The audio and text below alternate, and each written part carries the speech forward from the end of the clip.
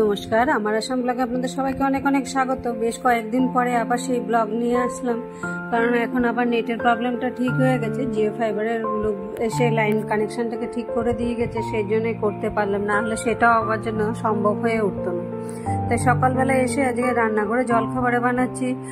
এখানে আলুর ঝোল বসিয়েছি উমার জন্য। তো ওর তো কিছু ডাক্তারের ট্রিটমেন্ট চলছে, খাওয়া দাওয়া খুব হালকা ফুলকা, সেই জন্য কী দিয়ে শুধু একটু কালো জিরা আর কাঁচা লঙ্কা দিয়ে আলুর ঝোল করে দিলাম। আর পাউরুটি অনেকগুলো রয়ে গেছে, এতে পাউরুটিগুলো শেষ না করলে থেকে যাবে।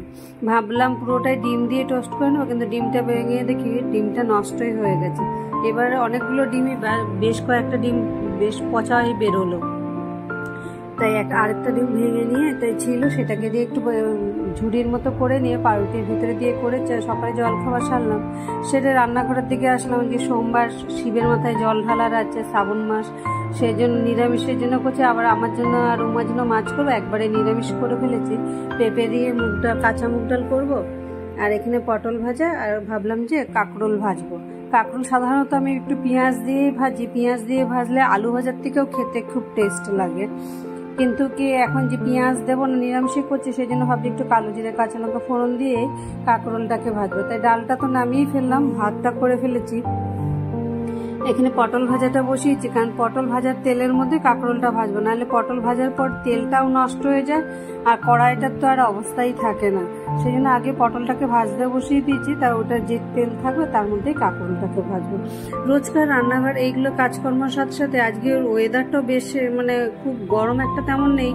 আশেপাশে চারোদিকে বৃষ্টি হচ্ছে, মনে হচ্ছে যে না এখানেও খুব বৃষ্টি হবে। সকাল থেকে ওয়েদারটা মেঘলাই করে রয়েছে, কিন্তু থাকলে কি ওদের তো সকালবেলা বাইরে বেরোনোর থাকে, আর সকাল টাইমটায় বৃষ্টিটা থাকলে সেই বিশেষ করে উমার জন্য প্রবলেম হয়। একে তো পায়ের প্রবলেম, এদিকে জুতো পরে হাঁটার প্রবলেম, সেই জন্য ও বেরিয়ে যাওয়ার পরে বৃষ্টিটা আসলে আমি একটু নিশ্চিন্ত হয়ে যায়। আর নাহলে বৃষ্টির মধ্যে ও যখন আসা যাওয়া করে তখন বারবার বলে দিই ওকে হাঁটা চলাগুলো দেখে করতে, কারণ হাঁটা চলাগুলো ঠিক মতো দেখে তো করেই না। আর চপ্পল যেগুলো পরে রাস্তার মধ্যে অনেকবার স্লিপ খেয়েও পড়ে গেছে ও, সেই জন্য ওকে নিয়ে একটু চিন্তা হয় বৃষ্টির মধ্যে আসা যাওয়া করতে। রান্নাবান্নাগুলো সেরে নিজে দুপুরে খাবার দাবার নিয়ে বসে গেলাম।